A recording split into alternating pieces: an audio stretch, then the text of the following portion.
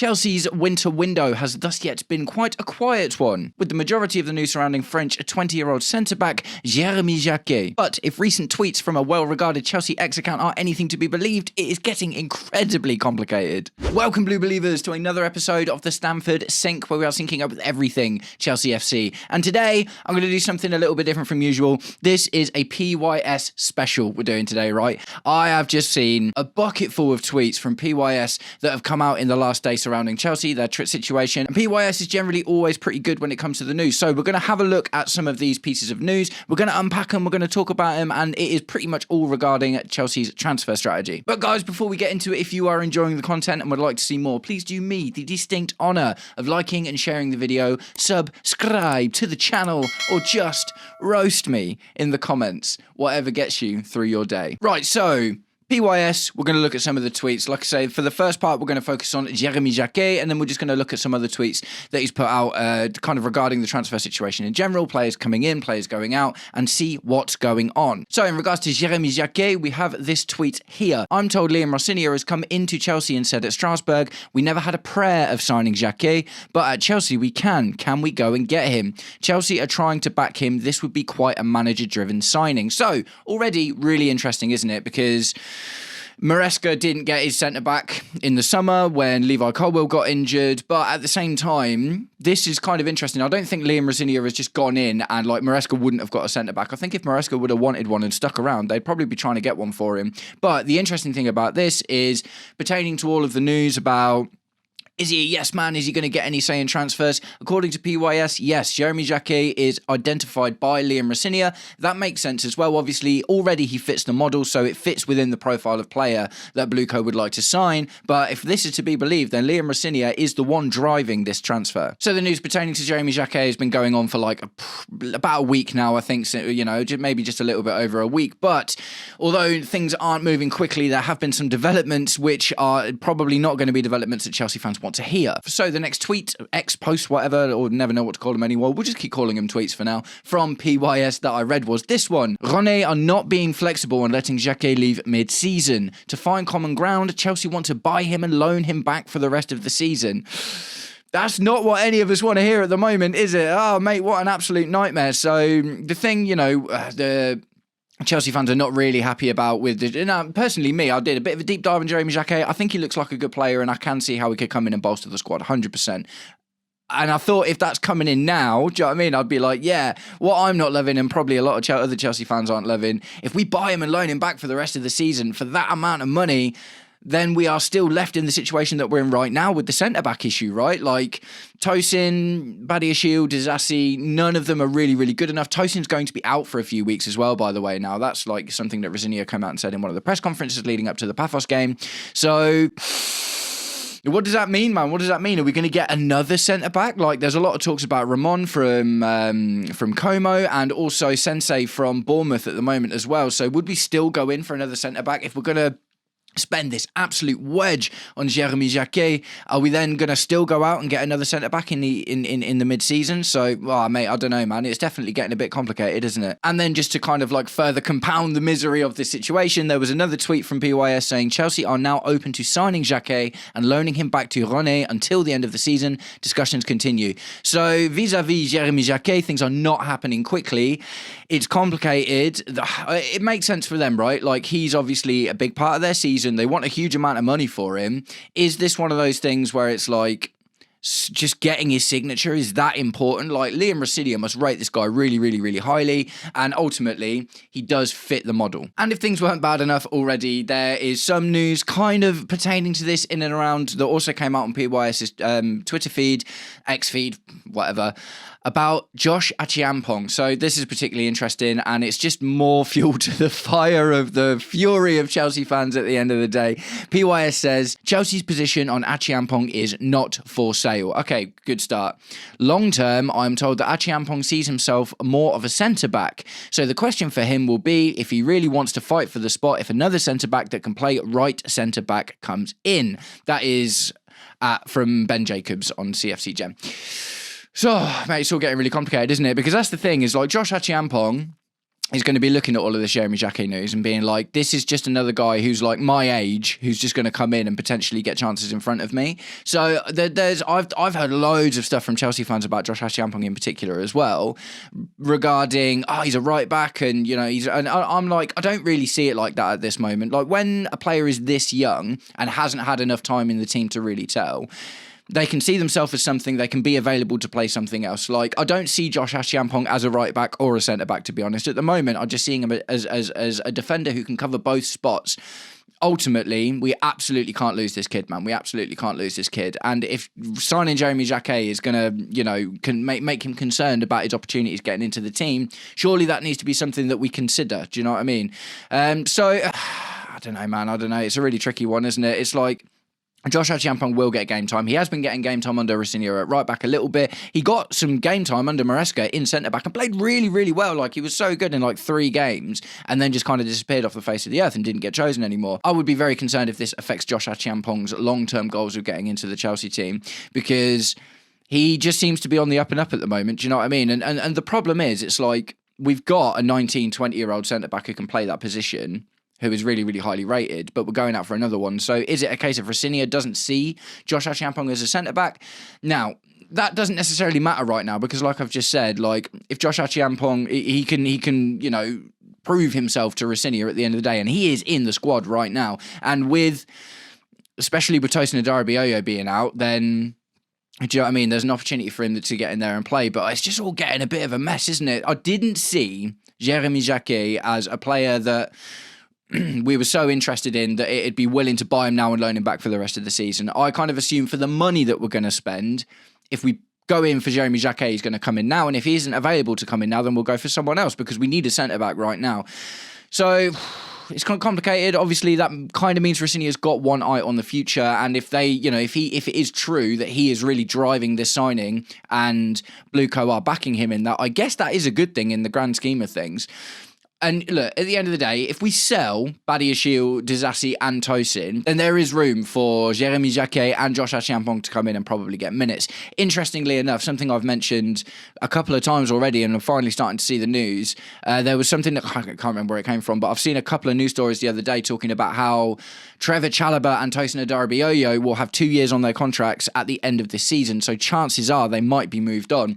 Tosin Adarabioyo completely makes sense, and I don't think too many Chelsea fans would be too sad to see the back of him, but at the same time, with Trevor Chalobah, it's a really tough one, isn't it? Now, my stance on Trevor Chalobah, I think he's great. I want to keep him in, but also I don't think he's good enough, and maybe he's getting to that point. He's 25, 26 now.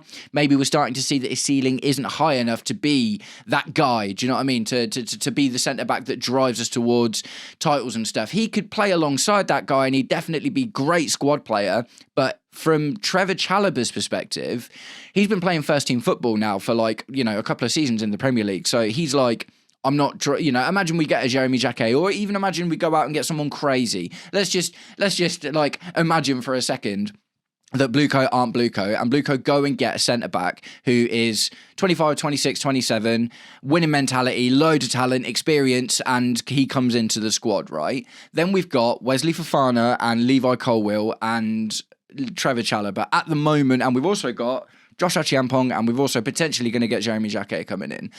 Trevor Chalobah's probably going to drop to the backup in that respect. Now, if Trevor Chalobah, don't get me wrong, I know he wanted to stay at Chelsea and he loves Chelsea, but he's had a long time here now to stake his claim, and if he isn't good enough to be the first teamer, he's probably not going to be happy to just sit on the bench, is he? So as much as I love Trev Chalobah and I wouldn't want Blueco to sell him, I don't necessarily think it's just going to come down to Blueco. I actually think that there's a massive chance that if we go in for another centre-back, then all of a sudden we've got Jacquet, Fofana, Levi Colwill, Achiampong, and maybe some other guy, then I don't think Chalobah's going to drop back from playing all of these first-team minutes and all of a sudden go, yeah, I'm cool with this, man, this is all right. He's going to want to continue and drive his career, do you know what I mean? He's going to want to improve.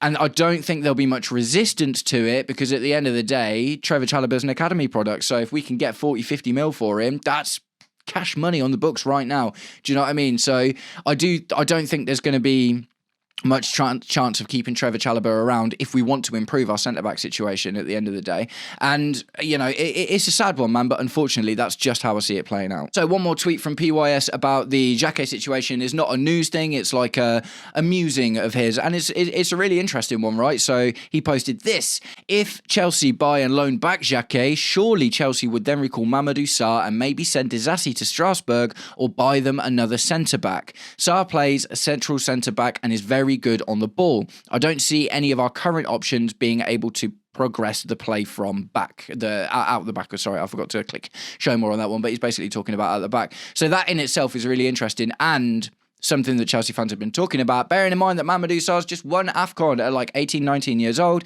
He's got a lot of experience playing under Rosenior and is still like at 18, 19-year-old first choice centre-back for them in Ligue 1 this season. So that begs more questions, doesn't it? It's like, we've got Mamadou Sarr, we've got Aaron Anselmino, but all of a sudden it's just like, oh my God, we've got so many centre-backs, man. It's blowing my brain a little bit. So if we do loan Jacquet back to Stade Rennais, then we probably haven't got much of a choice because we're going to spend bucks on this kid, man. Do you know what I mean? If he's going to cost 50, 55 mil, then we can't go out and spend another 40, 50 mil because then you spend 100 mil on centre-backs in January and only one of them's coming into your squad. So chances are, if we do buy Jeremy Jacquet and loan him back to Stade Rennais, but ultimately he's a Rosenior pick and he wants him in his squad for next season, what about the here and now? Do you know what I mean? Tosin's not good enough, man. And obviously Badiashiel's not good enough. We'll talk about Disasi a little bit as well in a sec. But maybe, and the Mamadou Sarr thing for me, like, from a Chelsea fan's perspective, I'm like, yeah, cool, that makes sense. But at the same time, that with all that's going on at Strasbourg at the moment, the fact that we've just pilfered Liam Rosenior from there, the fact that we're taking a mega from them, the fact that we're looking at recalling Kendry Paez and trying to get him like a Premier League or a Championship loan, that is just going to anger the Strasbourg fans even more, man. And we are not going to do the relationship any good at all if we continue to just treat Strasbourg like a toy box that we can just put things in and pull things out of as and when we want to. I think that's concerning, if I'm completely honest. I do actually think that's really concerning. So, in a nutshell, there's lots of talks and lots of news and lots of potential interesting things going to happen in the window now vis-a-vis and regarding the centre-back situation, but it's a mess. It's an absolute mess. It's pure chaos, and I don't know what to do. Like, ideally, I guess the best thing is if we could just get Jeremy Jacquet now. I think it's a weird decision to get him now to bring him into the squad next season. But if Rosenior really, really likes him and thinks that it will be conducive to his style of football, then yeah, I can kind of understand that. But that means we've got to start getting rid of people, man. We absolutely have to start getting rid of people. So let's talk about Axel Disasi a little bit, man. Axel Disasi has been back training with the squad again. Now, my understanding is he hasn't been added to the Champions League squad, so we're probably not going to see him in tonight's game against Paphos. And I don't know. For me, like, the worst thing that could happen is we add Axel Disasi back to the squad, because then it's just another, like, when we've been there and done that, I don't know, man. Don't get me wrong. Like, I believe in a manager's ability to turn a player's fortunes around. We've seen it a few times. Eddie Howe did it to Joel Linton and turned him into an unbelievable player. What was the other? Yeah, Arne Slot with Ryan Gravenberch at Liverpool turned him into an unbelievable player. Okay, it can happen. But I think we've seen enough from Disasi to know that he's just not good enough, man. Do you know what I mean? I personally think so. I'd love to know what you think. Do you guys think that Disasi deserves another shot in the squad?